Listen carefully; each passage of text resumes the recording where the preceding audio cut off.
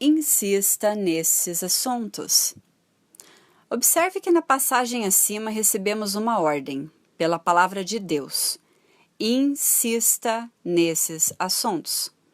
Ouviu isso? Veja que essas coisas raramente são ditas nos púlpitos ou entre os crentes de hoje, e muito menos de forma insistente. Por esse motivo, nos desviamos da importância de mantermos as boas obras através da graça de Deus. Na essência, estamos permitindo que o poder que está em nós permaneça dormente pela falta de convicção e afirmação. A nossa fé, que acessa a graça, deve permanecer ativa por meio da verbalização das nossas convicções. Paulo disse: para que a comunicação da tua fé seja eficaz no conhecimento de todo o bem que em vós há, por Cristo Jesus. Se não falarmos dessas coisas constantemente, nos desviaremos da verdade. O escritor de Hebreus fala desse princípio com clareza.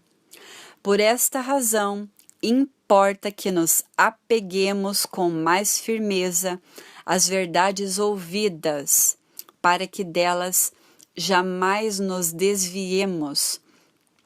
Se, pois, se tornou firme a palavra falada por meio de anjos, e toda a transgressão ou desobediência recebeu justo castigo, como escaparemos nós, se negligenciarmos tão grande salvação?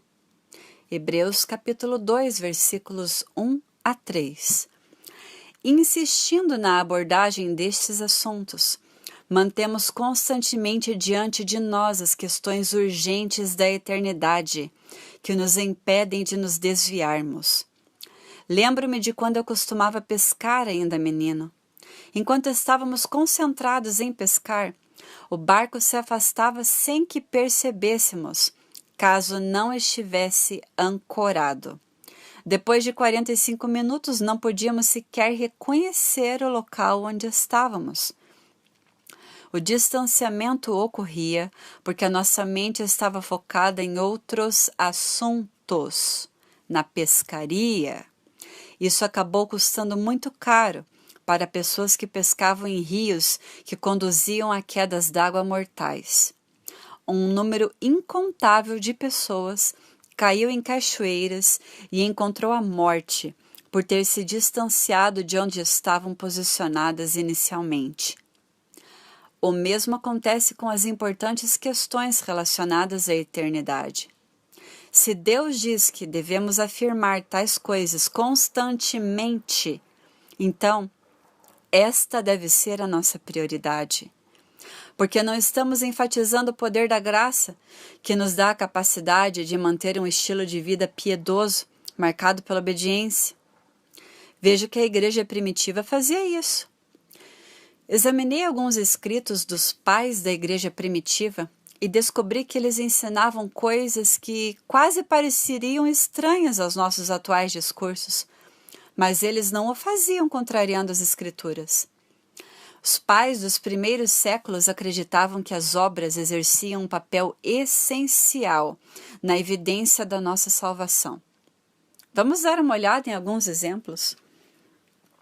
O primeiro homem que pretendo citar é Policarpo.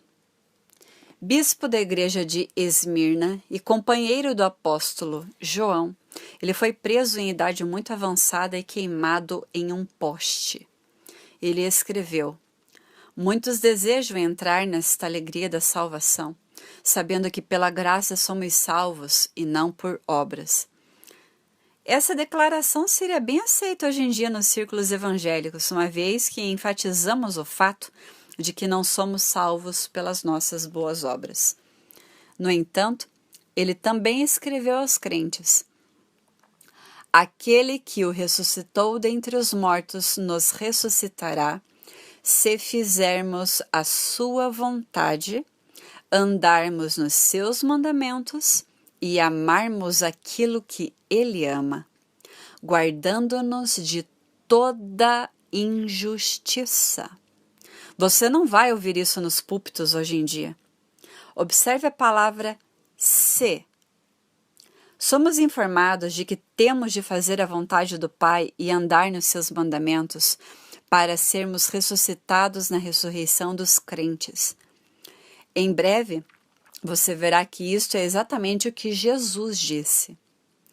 O próximo homem que quero citar é Clemente de Roma, companheiro dos apóstolos Paulo e Pedro e supervisor da igreja romana.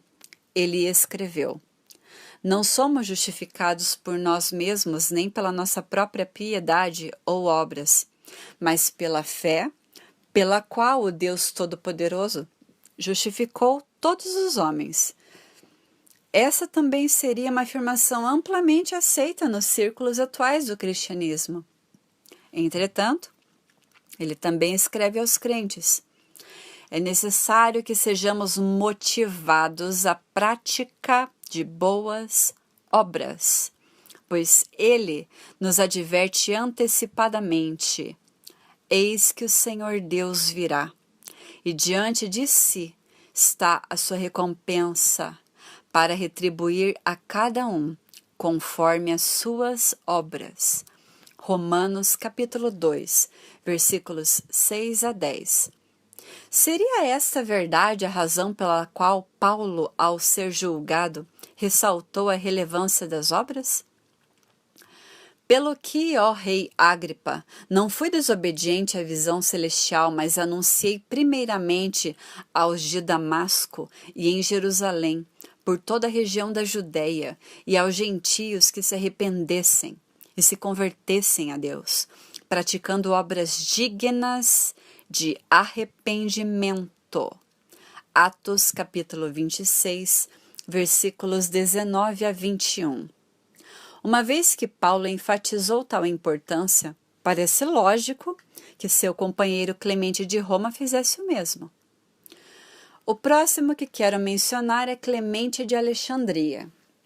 Ele era líder da igreja de Alexandria, no Egito, e era o encarregado da escola de instrução para os novos crentes. Sobre os incrédulos, escreveu: ainda que eles pratiquem boas obras agora, isto de nada lhes servirá após a morte, se não tiverem fé. Esta afirmação também seria calorosamente celebrada entre os evangélicos de hoje. Sabemos, como já indiquei nos últimos capítulos, que independentemente de quantas boas obras um incrédulo realize, elas não poderão lhe garantir a entrada no reino eterno de Deus. É pela graça de Deus que somos salvos. Entretanto, veja o que mais Clemente escreveu aos crentes. Aquele que obtém a verdade e se distingue nas boas obras, ganhará o prêmio da vida eterna. Algumas pessoas entendem correta e adequadamente como Deus confere o poder necessário para ser salvo, mas por darem pouca importância às obras que levam à salvação, elas deixam de fazer a preparação necessária para atingirem o objeto de sua esperança. Alguns de vocês podem estar pensando: parece que esses sujeitos não leram o Novo Testamento. Mas eles leram. Josh McDowell menciona em seu livro Evidence That Demands a Verdict, Evidência que exige um veredito, que Clemente de Alexandria tirou 2.400 de suas citações de apenas 3 livros do Novo Testamento. O mesmo se deu com os outros autores. Devo dizer que muitos livros que se encontram em nossas livrarias cristãs de hoje têm muito pouco conteúdo bíblico em seu interior. Será que nos desviamos pelo fato de não estarmos insistindo constantemente nos assuntos que são importantes?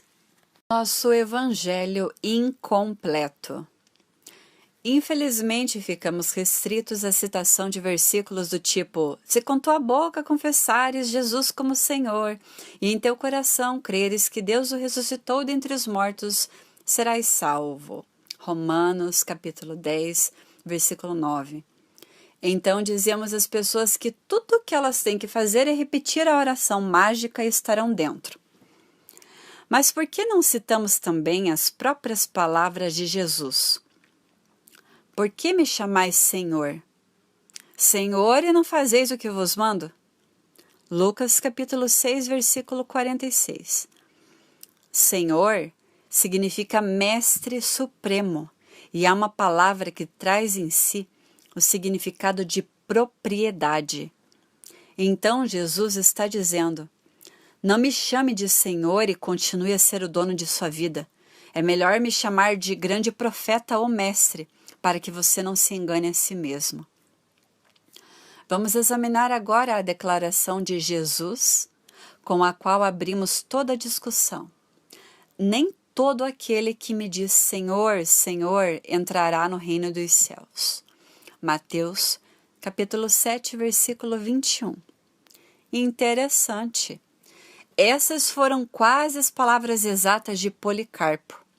Então, não é somente o ato de confessar a Jesus, mas o ato de confessar a Jesus e fazer a vontade de Deus, que nos levará para o céu. E a única forma pela qual podemos fazer a vontade dele é pela graça que ele nos dá, quando nos humilhamos, negando nossas próprias vidas e recebendo-o como Senhor. É tão simples quanto confessar, mas a parte difícil está em nos rendermos inteiramente à realidade do seu senhorio. Veja agora por que enfatizei este ponto de forma tão apaixonada. Quando aquele dia chegar, muitas pessoas vão me dizer: Senhor, Senhor, pelo poder do seu nome anunciamos a mensagem de Deus. E pelo seu nome expulsamos demônios e fizemos muitos milagres. Então, eu direi claramente a essas pessoas: eu nunca conheci vocês. Afastem-se de mim, vocês que só fazem o mal.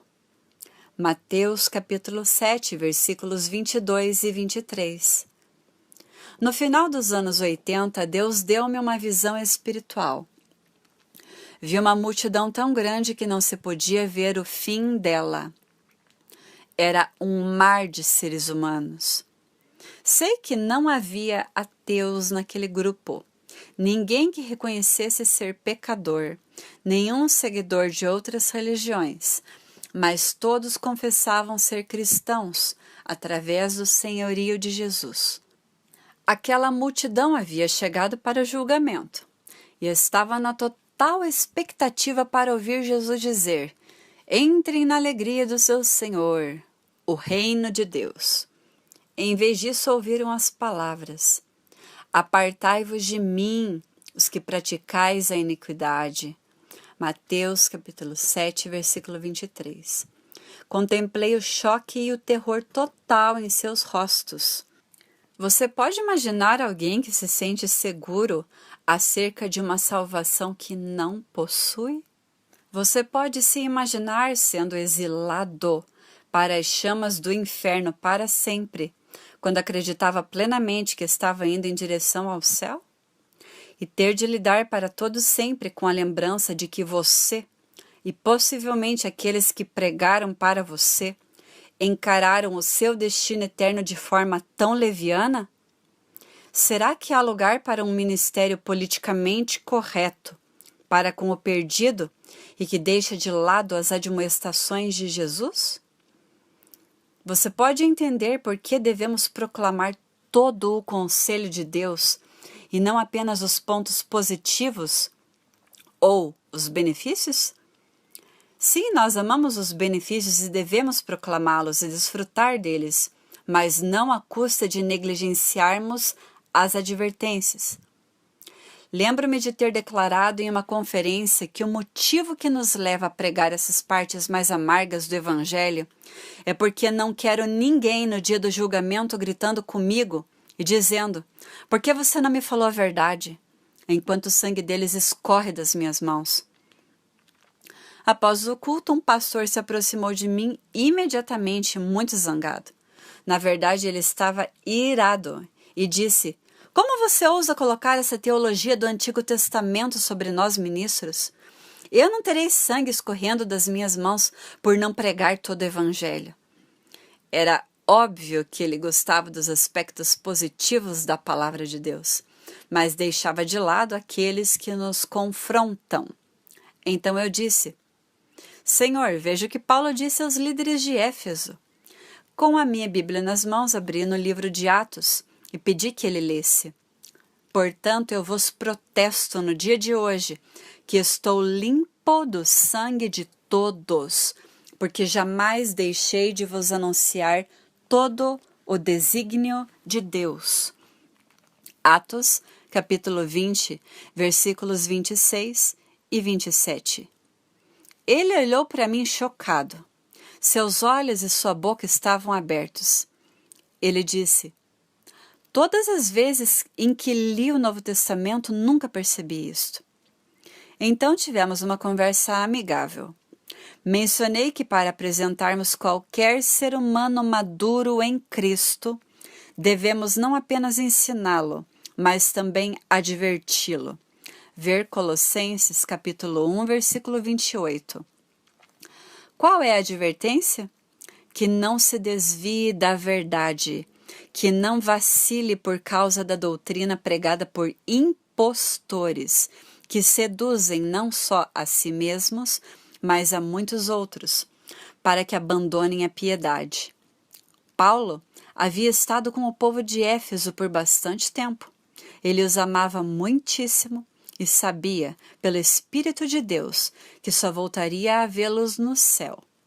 Pense no cuidado com que você escolheria suas palavras, sabendo que seriam as últimas a serem ditas àqueles que eram como seus filhos.